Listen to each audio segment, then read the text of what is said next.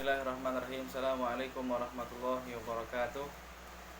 Kepada kelas 8 yang mudah-mudahan dirahmati oleh Allah Subhanahu wa taala. Pada 2 minggu lalu saya sudah memberikan video penjelasan tentang Pancasila, yaitu bab 1, memahami kedudukan dan fungsi Pancasila. Dan minggu kemarin saya sudah memberikan tugas penilaian pengetahuan dari LKS bab 1. Sekarang sebelum saya akan memberikan tugas penilaian keterampilan, saya akan memberikan sedikit materi tentang kedudukan dan fungsi Pancasila dalam kehidupan bernegara. Nah, Pancasila ini ada 5, yang hakikatnya berisi 5 nilai dasar yang fundamental. Nilai-nilai dasar Pancasila itu ada ketuhanan yang Maha Esa, kemanusiaan yang adil dan beradab, yang ketiga persatuan Indonesia, yang keempat kerakyatan yang dipimpin oleh hikmat kebijaksanaan dan permusyawaratan perwakilan, yang kelima keadilan sosial bagi seluruh rakyat Indonesia. Nah, nilai-nilai Pancasila dalam pandangan hidup bangsa. Yang pertama, sila yang pertama itu adalah tentang ketuhanan yang Maha Esa. Artinya apa? Mengandung pengakuan atas keberadaan Tuhan sebagai pencipta alam, sebagai pencipta alam semesta, dan bukan cuma bumi langit tapi isi-isinya juga. Oleh karena itu, setiap manusia harus beriman kepada Tuhan. Artinya apa? Setiap manusia harus mempercayai bahwa adanya Tuhan, harus meyakini bahwa adanya Tuhan. Dan kita orang SMP Islam Tambora yang sudah jelas Islam Tuhan kita adalah Allah Subhanahu wa taala. Maka dalam pengamalan ketuhanan yang Maha Esa di negara kita ini, maka kita wajib yang pertama adalah sebagaimana yang difirmankan Allah, Qul huwallahu ahad, katakanlah Allah yang Maha Esa. Maka dengan surat Al-Ikhlas itu masuklah kepada sila pertama, yaitu ketuhanan yang Maha Esa. Kemudian yang kedua, dalam pandangan hidup bangsa, kemanusiaan yang adil dan beradab. Ya, manusia yang adil beradab ini mengandung rumusan sifat keseluruhan budi manusia. Budi manusia Indonesia yang mengakui kedudukan manusia yang sama. Jadi semua manusia itu sama, keadilan, kemanusiaan yang adil dan beradab.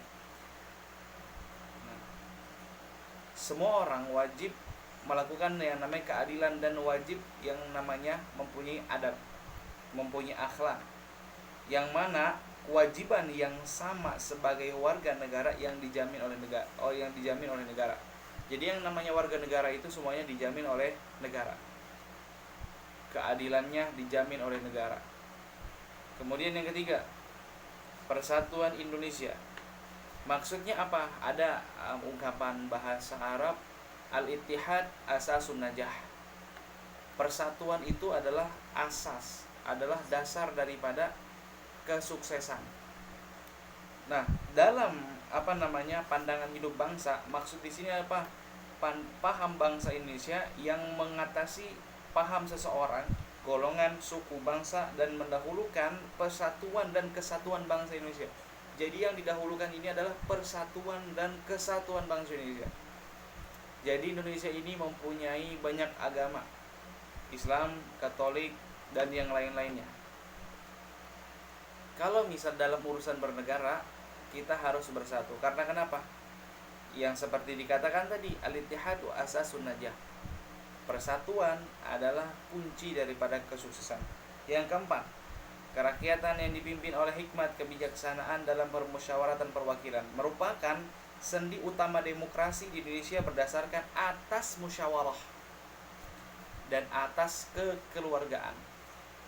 Jadi yang namanya kalau misal orang mengamalkan Pancasila yang keempat ini, jadi mengutus suatu peraturan dengan musyawarah, bukan dengan peraturan apa yang ada di logikanya atau yang ada di pikiran masing-masing. Kalau contoh begini, kelas 8 diberikan mandat menjadi pemimpin. maka seorang pemimpin harus bermusyawarah dengan apa yang ia pimpin. Dia punya anggota, dia harus bermusyawarah sebelum dia memutuskan apa yang ia akan jadikan peraturan. Itu yang namanya musyawarah atau kemusyawaratan perwakilan. Dan di dalam Al-Qur'an juga Allah Subhanahu wa taala berfirman, "Wasyawirhum fil amr." Dan bermusyawarahlah dengan mereka fil amr, pada suatu perkara. Jadi dalam segala hal itu perlu adanya musyawarah atau perlu adanya rapat koordinasi. Agar apa? Kalau seandainya dengan adanya rapat koordinasi, semuanya ada yang kelihatan setuju atau tidaknya, kemudian apakah ada gagasan lain ataukah ada jalan lain dari apa yang kita ingin sampaikan. Kemudian yang kelima, ini masih dalam pandangan hidup bangsa, keadilan sosial bagi seluruh rakyat Indonesia. Ini adalah merupakan salah satu tujuan negara yang hendak mewujudkan tata masyarakat Indonesia yang adil dan makmur beserta Pancasila. Nah, jadi orang yang tidak berlaku adil, maka dia tidak mengamalkan Pancasila. Karena di dalam Islam juga Allah memerintahkan, innallaha ya'muru bil adli wal ihsan. Sesungguhnya Allah Subhanahu wa taala itu menyuruh kepada kalian untuk berbuat adil dan berbuat baik. Jadi 5 Pancasila ini adalah sebenarnya semua ada di dalam Al-Qur'an. Semua ada di dalam Al-Qur'an. Jadi kita orang Islam itu adalah orang yang lebih Pancasila. Karena kenapa? Semua Pancasila isi kandungannya ada di dalam Al-Qur'an. Nah, jadi yang kelima ini adalah keadilan sosial bagi seluruh rakyat Indonesia. Seorang pemimpin, seorang pejabat, seorang yang hakim harus memberikan keadilan seluruh rakyat Indonesia. Seluruh rakyat Indonesia. Jadi kan kadang-kadang ada yang banyak uang akan tapi mereka tidak merasakan yang namanya jerih payah. Contoh begini, ketika tahun 2000 berapa ada seorang nenek-nenek yang mengambil pepaya di kebun tetangganya, dan karena itu kelaparan, akan tapi nenek-nenek ini dihukum kurang lebih mungkin itu 3 tahun atau 5 tahun. Akan tapi orang yang korupsi 1 miliar atau 500 miliar, bahkan ada yang sampai yang triliunan, mereka hanya dihukum 1 tahun atau 2 tahun, bahkan hukuman itu dipangkas. Sekarang ini banyak, kalau kita lihat di media sosial, kita lihat banyak pemangkasan atau pemotongan daripada hukuman bagi orang-orang yang korupsi. Padahal itu adalah bukan salah satu keadilan. Maka hakim yang seperti itu adalah hakim yang tidak mengamalkan Pancasila. Nah, kemudian yang kedua, pengamalan bukti Pancasila P4. Apa sih P4? Pedoman, penghayatan, dan pengalaman Pancasila P4. Nah, di sini ada halaman 14. Di sini ada P4, macam-macamnya isi butir P4. Yang lanjut, yang ketiga, membiasakan perilaku sesuai nilai-nilai Pancasila dalam kehidupan. Jadi kita itu di negara Indonesia ini sebagai warga negara harus mengamalkan Pancasila. Adapun kehidupan sehari-hari, pembiasaan sikap dan perilaku yang sesuai dengan nilai Pancasila yang sangat penting dalam berbagai dimensi kehidupan. Yang pertama, di lingkungan keluarga. Apa sih pengamalan Pancasila di lingkungan keluarga? Keluarga merupakan lingkungan pertama dan lingkungan yang paling efektif untuk menanamkan nilai-nilai baik nilai agama, nilai sopan santun, nilai disiplin, dan nilai-nilai Pancasila. Perwujudan pengamalan Pancasila dalam kehidupan sehari-hari dapat dilakukan dengan penanaman terhadap nilai-nilai ketuhanan. Misalnya di dalam keluarga kita, nilai ketuhanan kan itu adalah ada di Pancasila, ketuhanan yang Maha Esa. Di kehidupan keluarga kita meyakini bahwa Allah Subhanahu wa taala itu adalah Tuhan, meyakini bahwa Allah itu ada. Terus ada orang nanya, kalau Allah itu ada, sekarang Allah ada di mana? sebenarnya pertanyaan itu tidak boleh sebenarnya perkataan itu tidak boleh ada jawabannya. Contoh begini, pertanyaan yang tidak boleh dijawab, di mana Allah, bagaimana Allah, kemudian Allah lagi ngapain, kita nggak boleh menjawab, karena itu adalah ranah daripada iman. Nah, di keluarga kita harus meyakini bahwa Allah itu ada. Apa buktinya bahwa Allah itu ada? Sesuatu yang ada pasti ada yang menciptakan. Sesuatu yang awalnya kagak ada kemudian ada karena ada yang menciptakan. Dulu pulpen kagak ada, tapi sekarang ada karena pulpen ini ada yang menciptakan dulu. Nah, itu contoh daripada nilai ketuhanan kepada Allah Subhanahu wa taala. Nilai ketuhanan, bekerja sama anggota keluarga, kedisiplinan, berbagai hal, musyawarah dan menyelesaikan masalah keluarga. Nah, yang kedua, ini adalah di lingkungan sekolah, penilaian Pancasila di lingkungan sekolah. Kehidupan di sekolah merupakan bentuk miniatur dalam kehidupan bermasyarakat. Oleh sebab itu, nilai-nilai berkembang di sekolah pun banyak mencerminkan nilai-nilai Pancasila. Kehidupan demokrasi. Apa sih kehidupan demokrasi di sekolah itu?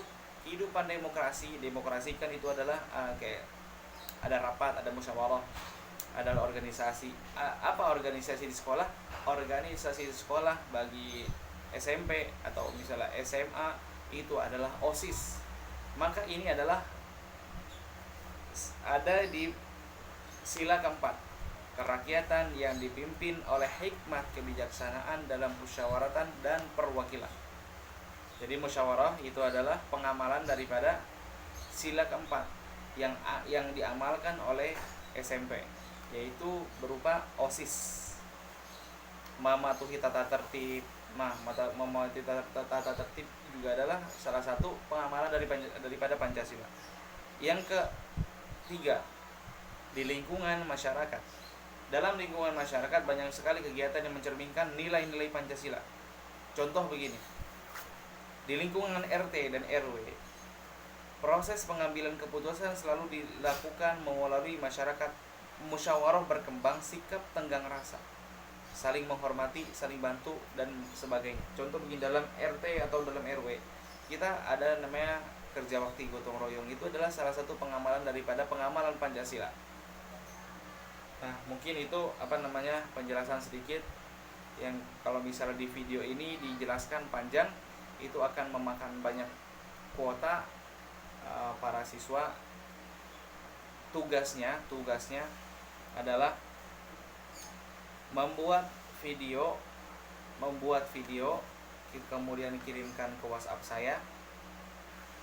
Video apa sih? Video hafalan Pancasila.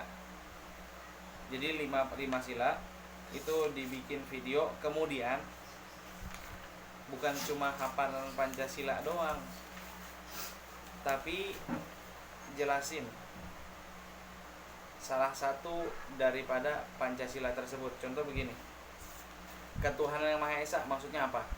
Satu aja, cukup satu, nggak perlu 5-5-nya dijelasin, nggak perlu.